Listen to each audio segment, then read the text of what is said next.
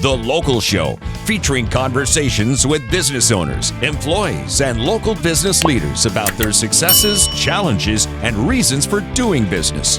Right here in Central New York. The Local Show is locally produced by Zoe Advertising. Now your hosts, Tom and Steve. We're back again and happy to have you along. Happy holidays to everybody.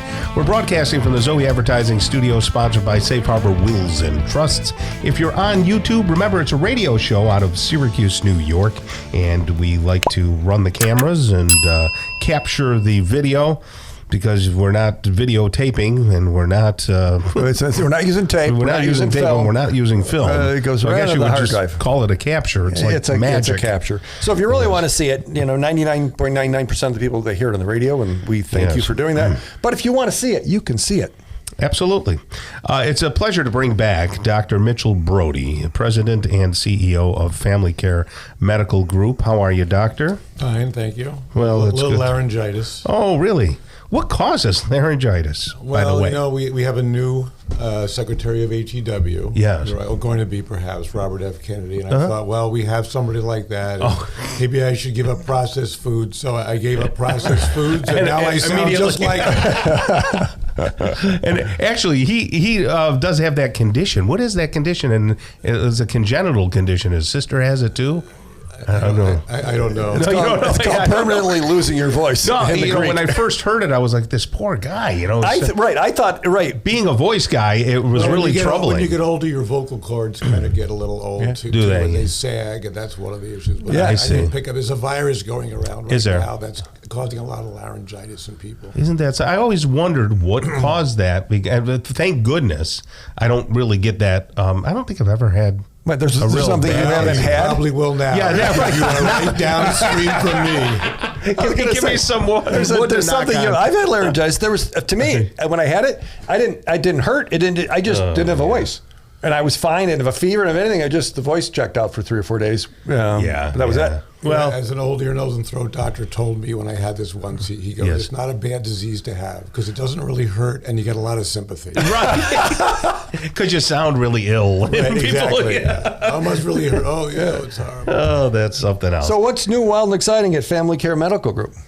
Nothing. We continue to grow and try to deliver high-quality care. As you may have heard, we did have a little disagreement with Excellus, over compensation past and future, but we came to an agreement, and I think that's a very good thing for the community. That's a big deal. I mean, that's my insurance, and I think probably half the people. I mean, it's a number. Do you know what percentage of people are on that? A lot. A lot. So the whole thing of you'll take my insurance, you won't take my insurance, that becomes a question that now doesn't have to be a problem.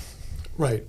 For those patients with Excellus, correct. Okay. Yes. Okay. All right. It's really tough to navigate the whole system. I'm sure that you've seen things change over the years with insurances and this. It's hard. It's very difficult for people. I had a question asked to me about I think it was single care or Good RX. And they were saying, how do people who have insurance go to the pharmacy and they're able to use these things and get more of a discount? Do you know how that works? Because they have deals and they pay average wholesale price for that. You can get closer to that, Mike. It's kind of like you have laryngitis. They pay average wholesale price. So there's all these ways to get money, to get medicines cheaper. But the problem with medical care going forward is the cost of medical care continues to increase. Mm-hmm. Everybody's trying to bend this curve, but it's very difficult to bend. We get a lot of research goes on. Research gives us new medicines, new treatments, and those new medicines or new treatments are usually expensive, right? And money is also no object if it's not your money. So, right. Correct. And I have been in a position where I'll say the doctor would recommend something, and I say, well, what's it cost? Never have I once heard an answer to that, because it's not your business really as a doctor. You don't know. You know if something is effective or ineffective, but how do you know what it costs, or would you even know what it costs? Right, you don't usually know what it costs exactly, because a lot of it, I might know what it costs, doesn't mean I don't know what it's going to cost you, because Good point. Is it going to be your insurance that's going to pay it?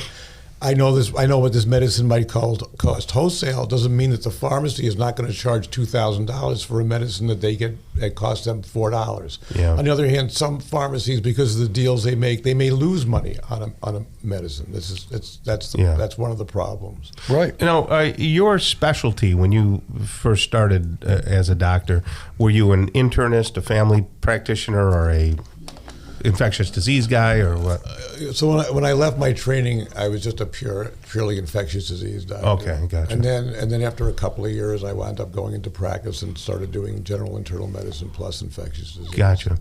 Are the doctors that you have under your employ in the practice, do they have specialties? Do you have a endocrinologist or yes, so they're not under my employ.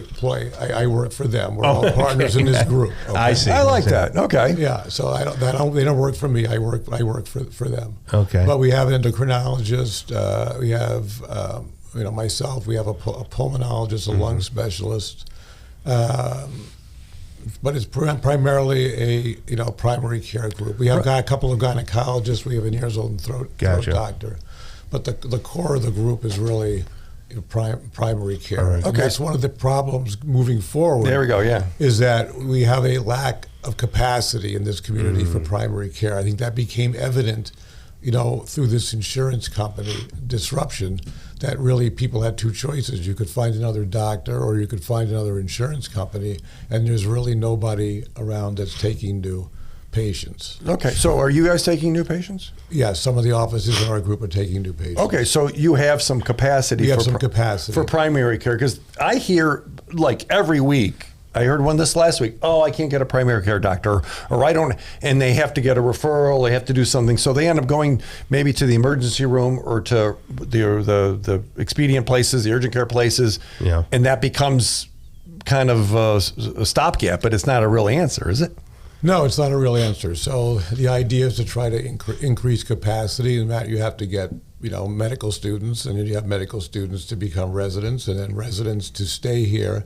And you have to get the medical students to want to go into primary care specialties, and the residents, again, to stay here and then want to stay here when they're done. That's what we've been doing. That's why we take, in family care, we take lots of medical students. 90% of the third-year medical students doing their family practice rotations do it in a family care office. Right, from upstate? From upstate. From right here in town? Upstate. We take a third of the second-year medical students for their second-year clinical immersion in the hospital. We take a lot of the first-year students, as well, trying to get them early before they decide to go off, to show them that really primary care or infectious disease, in my case, or both, can be a rewarding career, and it's not something that they should consider, because if they have a good experience early, they're more likely to go into that field. And stay with the primary care as opposed to specializing in something else.